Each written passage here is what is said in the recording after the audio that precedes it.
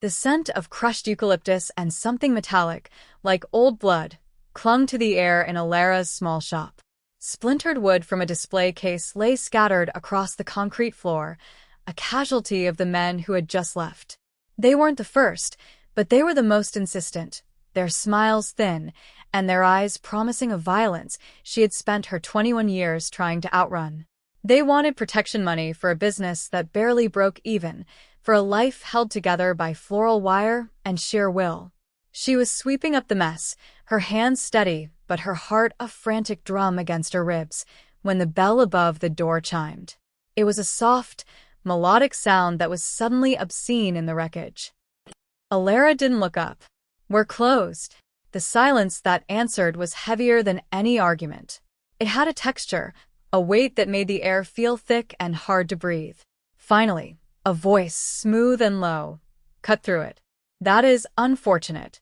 We require an arrangement." She finally lifted her head. 3 men stood just inside the door, framed by the fading light of the city. They wore suits that were not merely expensive, but weapons in their own right, tailored armor of charcoal gray and midnight blue that made them seem carved from shadow and steel. They didn't look at the mess on the floor. They looked only at her. The man in the center, the one who had spoken, had an unnerving stillness about him. His eyes were dark, intelligent, and held no warmth at all. He was Kwon Ji-hoon. To his right stood a man built like a monument, his shoulders straining the fabric of his jacket. His jaw was tight, his gaze a physical force. That was Kwon Tae-hyun. And to the left, a younger man, his face possessing a disarming, almost cruel beauty. He offered a smile that didn't reach his eyes. Kwon Min-yoon. The Kwon brothers. They owned this part of the city, every brick and every shadow. Alara knew who they were the way she knew a storm was coming by the change in the air. "I can't help you," she said, her voice betraying none of the fear coiling in her stomach. Her competence was her shield, the one thing her father hadn't been able to take with him when he left. "As you can see, I have some cleaning to do." Min-jun, the youngest, took a step forward. He moved with a liquid grace that was at odds with the tension in the room. He nudged a broken pot with the toe of a gleaming leather shoe. "The Choi family's work. They are getting bold and sloppy." Ji-hoon's gaze swept over her, an assessment so thorough it felt like a violation. "Your father was also sloppy. He made promises he had no intention of keeping." Alara's grip tightened on the broom handle. Her father. The ghost who haunted every unpaid bill and lonely night. "My father's gone. His debts are not my problem." "That is where you are mistaken," Ji-hoon said. His voice was calm, a statement of fact, not a threat. "He used the shop as collateral. He borrowed against our good faith, and then he vanished. That makes this shop, and its contents, our property until the debt is settled." The air left her lungs. This little shop, petal and stem, was the only thing she had. It was her sanctuary, her anchor. "You can't." "We can," Ji-hoon stated, the words absolute. "The Choi family believes this block is now open for the taking. They are wrong. This territory is ours. This shop is ours." He paused, his eyes locking onto hers. "And you, Ms. Vance, are now our problem to solve." That was the moment the floor fell away. She was no longer just a florist struggling to get by. She was a piece on a board, a debt inherited, an asset to be managed by the 3 most dangerous men in the city. The broken glass at her feet suddenly felt like the shattered pieces of a life that was no longer her own. She was trapped, and the gilded cage had just descended. She hadn't been given a choice. The choice had been made for her long before they ever walked through her door. The days that followed were a study in quiet invasion. The Kwon brothers did not close her shop. Instead, they began to use it. It became a neutral space, a sterile environment where the scent of lilies and freesia could mask the undercurrent of violence that followed them. Min-jun would arrive in the mornings, bringing coffee and a ledger, sitting at the small wrought iron table in the corner and conducting business in hushed tones over the phone. His presence was a constant, unnerving hum, a reminder that she was being watched. Tae-hyun was a ghost. He would appear without a sound, checking the alleyway, the storeroom, his eyes sweeping every corner for threats she couldn't see. He never spoke to her, but she felt his presence like a change in atmospheric pressure. He was the silent enforcer, the physical manifestation of their claim over her and her space. Ji-hoon was the most unsettling of all. He came less frequently, but when he did, the entire shop seemed to hold its breath. He would inspect a specific flower, his long fingers brushing against a petal with a delicacy that seemed impossible for a man of his profession. He'd ask her about the meaning of the flowers: peonies for honor, rosemary for remembrance, white chrysanthemums for truth. He was gathering data, she realized, analyzing her as he would a business rival. One evening, she was working late, preparing a large arrangement for a corporate client, the only kind of work that paid enough to make a dent in the phantom debt she now carried. The shop was quiet, the air cool and fragrant. Min-jun was there, reviewing documents under the low light of a desk lamp. The bell chimed, and two men from the Choi family walked in. They were the same men who had trashed her shop. "Look what we have here," the taller one sneered, his eyes landing on Min-jun before flicking to Alara, one of the Kwan princes, hiding amongst the flowers. Min-jun didn't look up from his papers. "You are trespassing. I suggest you leave before you are made to." The man laughed, a harsh, ugly sound. He took a step toward Alara. "We're just here for the girl. We figure she's important to you people. A message needs to be sent." Before Alara could even process the threat, a shadow detached itself from the back of the room. Dae-hoon. He had been in the storeroom the whole time. He moved with a speed that was not human. It was surgical. There was no wasted motion, no sound except a soft thud and a choked gasp. One of the Choi men was on the floor, unconscious, before his partner even had time to react. The second man pulled a knife, lunging not at Tae-hyun, but at Alara. He saw her as the weak point. It was a fatal miscalculation. Tae-hyun's arm shot out, intercepting the man's wrist. The crack of bone was sickeningly loud in the small space. The knife clattered to the floor. Tae-hyun did not release him. He simply applied pressure, his face a mask of cold fury, until the man sagged, his eyes rolling back in his head. It was over in less than 10 seconds. Alara was pressed back against her workbench, her heart hammering. Tae-hyun stood over the two bodies, his chest rising and falling evenly. He hadn't broken a sweat. He turned his head, and for the first time, his eyes met hers directly. There was nothing in them. No relief, no anger. Just a flat, lethal calm. He had been a shield between her and the threat, his body a wall of absolute certainty. That proximity, the feeling of his presence as a barrier, was more intimate than any touch. Min-jun finally looked up, a flicker of annoyance on his perfect face. He gestured to the bodies. "Clean this up," he said to Tae-hyun, as if he were asking him to take out the trash. Then his eyes found Alara's. "Are you all right?" She could only nod, her throat too tight for words. Later that night, after the bodies had vanished and the shop was once again silent, Ji-hoon arrived. He surveyed the space, his gaze missing nothing. He stopped in front of her. "The choice will not stop," he said. It wasn't a warning, it was a promise. "They see you as a vulnerability, a way to get to us." "Then let me go," she whispered, the words tasting like a lie even as she said them.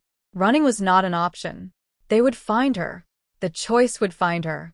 "No," Ji-hoon said simply.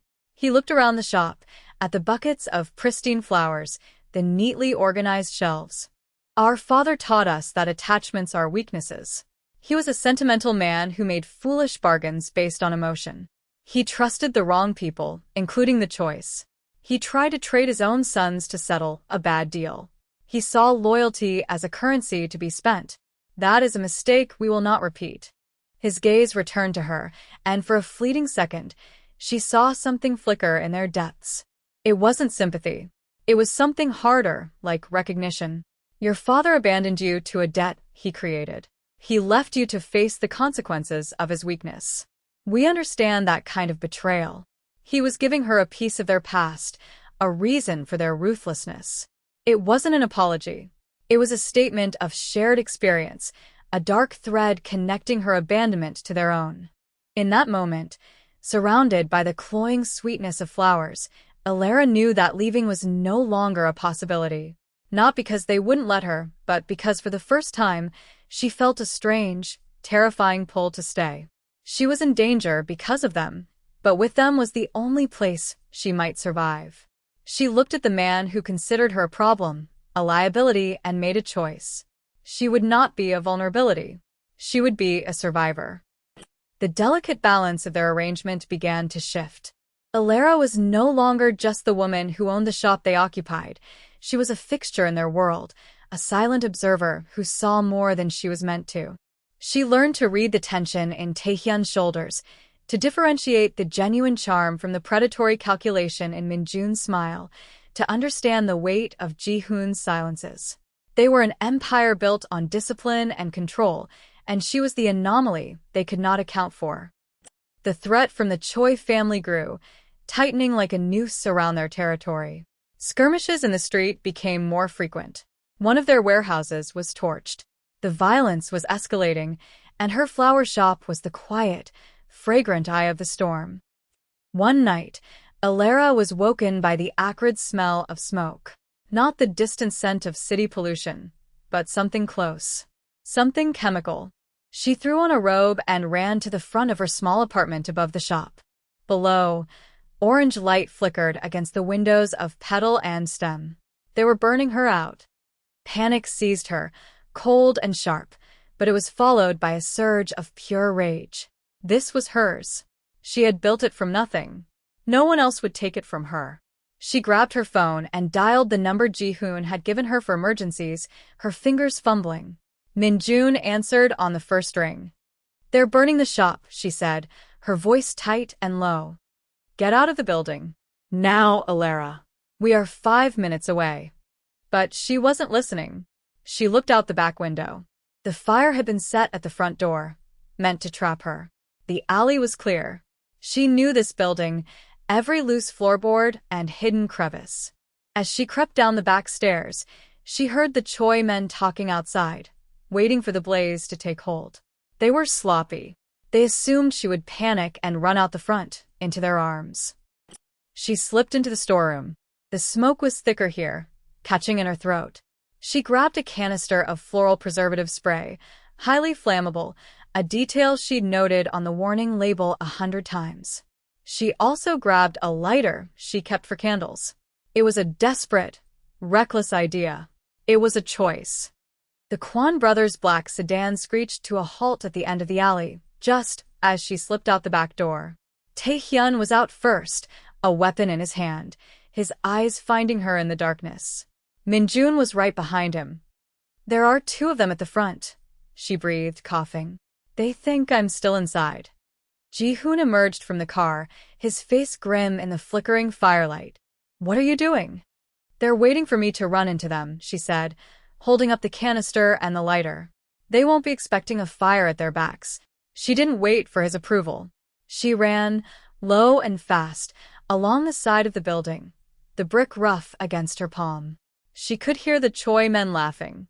She reached the corner, took a deep breath, and sprayed a long, volatile stream toward their feet before flicking the lighter. The fumes ignited with a whoosh, a wall of flame erupting between the men and the building. They yelled, shocked and suddenly terrified, stumbling back. It was the opening the Kwons needed. Taehyun moved through the chaos like a wraith, disabling one man before the other could even turn. Minjun cornered the second, his usual charm replaced by a chillingly serene smile as he delivered a precise, brutal blow. But in the confusion, a third man emerged from the shadows across the street, a gun raised. He wasn't aiming at Taehyun or Minjun. He was aiming at Ji-hoon, who was focused on the fire, shouting orders into his phone. Alara screamed. He turned, his eyes widening slightly as he saw the threat. He was too exposed. Minjun was too far away. The world seemed to slow down. Alara didn't think. She acted. She threw herself at Ji-hoon, shoving him hard. His surprise gave way to momentum, and they both tumbled to the ground behind the cover of the sedan. A gunshot cracked through the air, shattering the passenger side window where Ji-hoon's head had just been. Taehyun neutralized the third gunman with 2 silent, efficient shots. The sudden silence was deafening, broken only by the crackle of the fire and Alera's ragged breaths. She was lying half on top of Ji-hoon, her hands pressed against the fine wool of his suit jacket, his body solid and unyielding beneath her. For a long moment, they just stared at each other. His scent filled her senses, cedarwood, expensive fabric, and the faint, cold smell of ozone. He was the leader of a criminal empire. He was ruthless, calculating, and dangerous. And she had just crossed a line she could never uncross. She had not only participated in their violence, she had acted to protect one of them. She had saved him.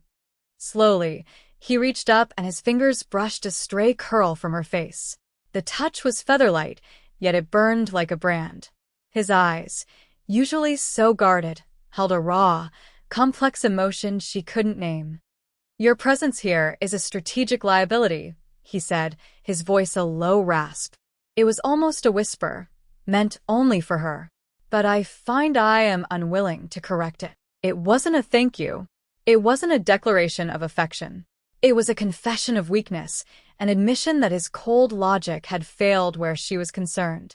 It was the most dangerous and honest thing he could have possibly said. The war between them had shifted. It was no longer about a debt or a territory. It was about a claim he was refusing to relinquish, and a place she was no longer sure she wanted to leave.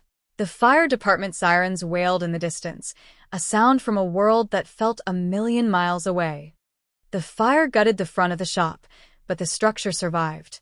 The Kwon brothers had it rebuilt with an unnerving speed and efficiency, the new facade stronger, the windows reinforced. It was still petal and stem, but it was harder now, less vulnerable. Just like her. Alera no longer felt like a prisoner in her own life. She felt like a part of something terrible and powerful. She had chosen a side. The choice, humiliated and weakened, grew desperate. They knew they couldn't win a direct war. So they changed tactics. They stopped targeting the Kwon Empire and started targeting its anomaly, Alera. It began subtly. A dead bird left on her doorstep, its wings arranged like a fallen angel. A car following her when she went to the wholesale flower market. Minjun assigned 2 of their men to shadow her, a constant, silent presence that chafed at her independence, but was a necessary cage. One afternoon, she was working on a centerpiece of dark purple calla lilies and silver brunea when Ji-hoon entered the shop. The bell no longer chimed for the brothers. They moved through the world as if doors were suggestions, not barriers. He stood before her, his hands clasped behind his back, his posture immaculate. "The Choi family has requested a parley," he said, his voice devoid of emotion. "They want to negotiate a truce. They have named a neutral location, a hotel downtown. And they have made one condition." He paused. "They have requested your presence." A cold dread washed over her. "Why?" "Because you are no longer a secret," Ji-hoon stated. "You are a symbol. To them, you represent our only weakness. To our men, you represent something else. They saw you at the fire. They know you saved my life. Your presence would be a demonstration of our confidence. It would show them we are not afraid." "And what if it's a trap?" she asked, her voice steady. "It is absolutely a trap," he confirmed without hesitation. "But it is one we will walk into with our eyes open. We will not hide you. We will not show fear. That is not how we survive." He looked at her, his gaze intense, pinning her in place. "The choice, however, is yours. You do not have to come." It was the first real choice he had ever given her. She could say no. She could demand they keep her hidden safe. It would be the sensible thing to do. But she looked around the rebuilt shop, at the stronger walls and the shatterproof glass, and she saw a reflection of herself. She was not the same woman who had swept up broken pottery weeks ago. Hiding felt like a betrayal of the person she had become. "I'll go," she said. The meeting was set in a private suite at the top of a sleek, glass-walled hotel. Alera wore a simple black dress, the fabric cool against her skin. She felt strangely calm. As they rode the elevator up, Taehyun stood beside her, a silent mountain of readiness. Minjun flashed her a tight, reassuring smile that held no real warmth. Ji-hoon watched her, his expression unreadable. The Choi patriarch was an old man with venomous eyes, flanked by his sons. The air in the suite was thick with tension. They spoke of territories and percentages, the words a thin veneer over decades of violent history. Alara sat beside Ji-hoon, her hands folded in her lap, a silent testament to the Kwon brothers' claim. The old man finally turned his watery gaze on her. This is what the Great Kwon Empire is reduced to? Hiding behind a woman. Before Ji-hoon could respond, Alara spoke, her voice clear and cold. He isn't hiding behind me. He's showing you that what you think is a weakness is actually a sign that you have already lost. The old man's face purpled with rage. It was the distraction they had planned for. In that moment of broken decorum, everything happened at once. The Choi sons moved, but the Kwons were faster. Taehyun had a gun in his hand before the first Choi son could clear his jacket. Minjun overturned the heavy table, creating a barrier. Gunshots exploded in the enclosed space, deafeningly loud. Ji-hoon shoved Alara to the floor behind the table, his body shielding hers. The scent of gunpowder and cedar filled her lungs. This was where their romance lived, in the space between heartbeats during a firefight, in the absolute trust of his body covering hers. From her position on the floor, she saw it. One of the Choi bodyguards, who had been pretending to be hotel staff, was flanking them, his gun aimed at an exposed Taehyun. There was no time to shout a warning. Alara grabbed a heavy glass decanter from the floor and threw it with all her strength at a large mirror on the wall behind the gunman. The mirror shattered with a deafening crash. The sound and the spray of glass made the gunman flinch, his shot going wide. That 1 second hesitation was all Taehyun needed. He turned and fired a single, precise shot. The threat was gone. The fight was over as quickly as it began. The Choi family was broken, their leadership eliminated in a trap of their own making. In the ringing silence, Ji-hoon helped Alara to her feet. His hands were firm on her arms. He looked from her to the shattered mirror and back again. He didn't need to ask what she had done. He had seen it. She had not been rescued. She had acted. She had saved one of his brothers, just as she had saved him. He said nothing, but his eyes held an unmistakable truth. She was not a liability. She was not a debt. She was a part of their victory. A cost had been paid. The blood on the expensive carpet was the price of peace, and her innocence was the price of her belonging. They left the hotel, walking away from the carnage without a backward glance. The city lights spread out below them, a glittering kingdom of concrete and ambition. When they returned to the shop, it was quiet and smelled of night-blooming jasmine. Ji-hoon turned to her, the harsh lines of his face softened by the dim light. Taehyun and Minjun stood back, watching a silent council. "Our father's debt is paid," Ji-hoon said. It was a formality. The debt had ceased to matter long ago.